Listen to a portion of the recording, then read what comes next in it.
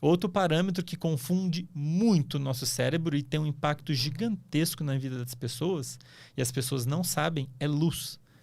Então, muitas pessoas elas podem estar tendo problema para dormir, problemas com sintomas de depressão, problemas de aprendizado, de atenção, por conta do como elas estão se expondo à luz. Eu falo isso pra caramba lá no Instagram, a galera pira, assim, porque ninguém imagina isso.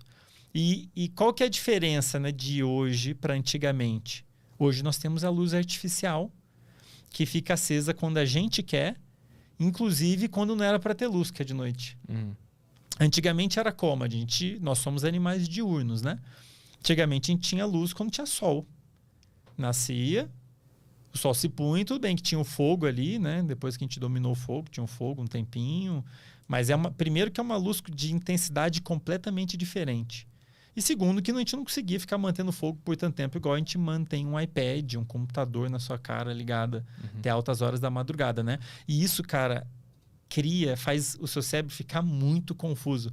Porque a luz é um dos principais estímulos que o nosso cérebro usa para saber que horas são. Nosso cérebro tem um mecanismo natural que marca a passagem do tempo. E isso foi importante ao longo da evolução, porque esse reloginho, na verdade a gente tem reloginhos distribuídos no corpo inteiro. Todas as células do corpo têm um reloginho natural, meio que marcando a hora. E tem um reloginho mestre no cérebro que coordena todos os outros. Então, dependendo da hora do dia, da hora que as células acham que ela modula a sua atividade. Qual que é a ideia? Era natural a gente estar mais ativo quando tinha luz, porque a gente vê e faz as coisas, e menos ativo de noite, quando é o momento que a gente ia dormir, né? Então, todos os animais têm esse mecanismo, todos, inclusive plantas. Tem plantinha que abre e fecha a folhinha, e dependendo do horário do dia. Por quê? Ela quer estar com a folha aberta durante o dia, fazer fotossíntese e fechada à noite. Então, os organismos eles têm esse mecanismo que marca passar. Isso é uma coisa que é muito maneiro, porque é uma coisa que parece que está presente em todos os organismos. E é um reloginho que é interessante porque faz aquele organismo, nós, as plantas, os animais, aproveitar o melhor horário do dia para fazer o que tem que ser feito. E se preservar nos momentos onde você não vai ter como procurar alimento e tudo mais. E esse relógio biológico que a gente tem, o principal marcador, o principal estímulo que regula ele é a luz. O relógio ele não é perfeito, é um relógio que marca um pouco mais de 24 horas. Então é como se fosse um relógio que tende a atrasar sempre. Como assim mais de 24 horas? Como assim? Então, você tem esse reloginho natural no cérebro, que está marcando a passagem do tempo, e ele é um dos principais fatores que determinam quando você vai estar mais acordado, quando você vai estar sonolento. Isso era para ser uma coisa regular na vida das pessoas. Não tá uma zona, né? Tem muita gente que dorme em horários variados, não dorme direito, em boa parte por causa disso. Então, você tem esse reloginho marcando a passagem da hora. Dependendo do horário que ele está marcando, ele afeta, como eu disse, várias funções do corpo. A temperatura do corpo muda. O horário que os músculos está mais ativo, propício para atividade física, é um horário específico. O horário em que seu sistema endócrino e gastrointestinal está mais adequado para metabolizar alimentos tem um horário específico. Então, tem várias funções do corpo e do cérebro que são moduladas pelo horário do dia, pelo horário que esse reloginho está marcando, inclusive o sono. O horário que você vai acordar e vai dormir depende em boa parte desse reloginho. Só que você tem um mecanismo, então, lá que marca a passagem do tempo. Só que ele não marca exatamente 24 horas. O que quer dizer? É como se eu tivesse um relógio marcando 24 horas e pouquinho. Então, se eu não tivesse luz nenhuma, digamos que você fica num lugar escuro, sem luz. Você não vê se está dia ou noite. Você só vai poder contar com esse seu reloginho. Como ele marca um pouquinho mais de 24 horas, você vai estar... a cada dia você vai atrasar um pouquinho. Você vai dormir um pouquinho mais tarde, vai acordar um pouquinho mais tarde. Vai dormir um pouquinho mais tarde. Você não vai saber disso. Entendi. E esses experimentos foram feitos já desde 1930 e alguma coisa, por uma duplinha lá, o Nathaniel Kleitman, que é uma grande referência na área de sono, quem quiser jogar no Google e perguntar. E esses experimentos foram feitos. Você pega um pessoal e põe dentro de uma caverna.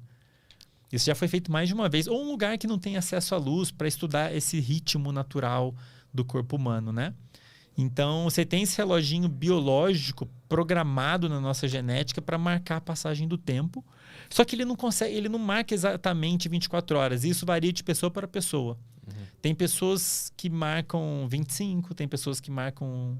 A passagem marca 26 horas, tem pessoas que é 24 e alguma coisa, tem pessoas que marcam um pouco de 20, menos que 24. Entendi. E isso, inclusive, influencia se a pessoa ela tende a dormir e acordar mais tarde ou tende a dormir e acordar mais cedo, se ela é mais noturna ou diurna. A calibragem de cada relógio individualmente determina esses horários que tu Não, falou, pois isso? é. O ideal é que todos os nossos relógios estivessem sendo igualmente calibrados. Por quê? O Sol, se a gente está aqui na mesma cidade, o Sol vai nascer igual para nós dois.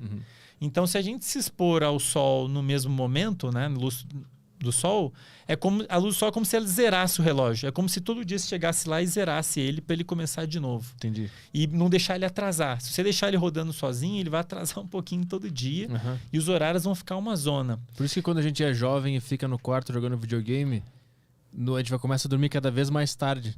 Perfeito. Porque tu nem percebe. Perfeito. Eu lembro que eu comecei a jogar videogame, eu ia dormir às 2, daqui a pouco eu tava dormindo às 3, daqui a pouco eu tava dormindo às 7 da manhã.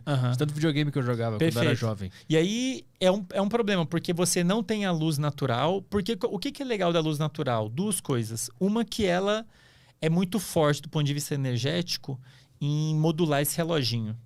Tá? Ela é muito mais forte do que a artificial. Mas um outro motivo mais importante é que a gente não tem como controlar ela. Quem controla é o nascer e o pôr do sol. Então, assim, é um marcador externo que é garantido que vai acontecer no mesmo horário.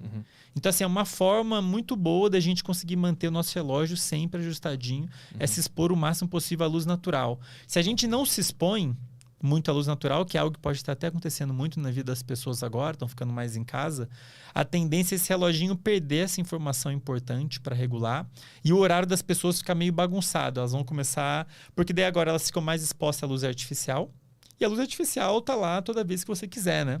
Então, tá de noite, o seu cérebro acha que tá de dia. Mas a luz artificial, o teu corpo interpreta como fosse a luz natural? Sim. Tá. Depende do quanto você se expõe à luz natural. Qual que é o ideal? Que eu até falo pra caramba pras pessoas.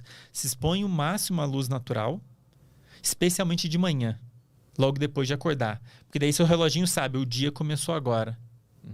E ele zera, como se ele zerasse o relógio. Se você começa a fazer isso, você regula o seu reloginho, você naturalmente começa a querer dormir e acordar sempre no mesmo horário, e isso é ótimo. Você variar o horário de acordar e dormir é muito ruim para a saúde.